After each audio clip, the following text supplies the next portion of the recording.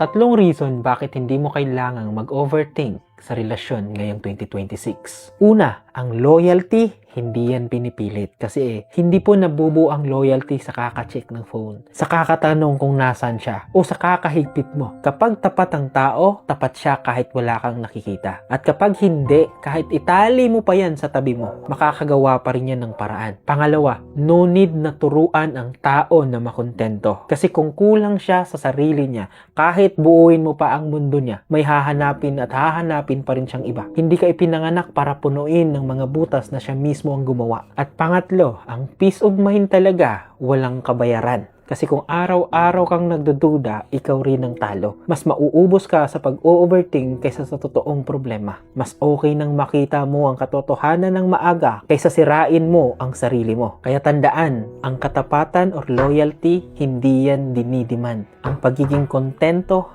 ay nanggaling ka sa kaloob-looban. At ang peace of mind wala pong kabayaran. Kaya huwag mong gawing trabaho ang pagbantay sa partner mo. Kung tama ang intention niya, hindi ka mababaliw sa kakaisip. At kung mali, mas mabuti pang makita mo agad kaysa sayangin mo ang buong sarili mo sa taong hindi marunong pumili ng tama.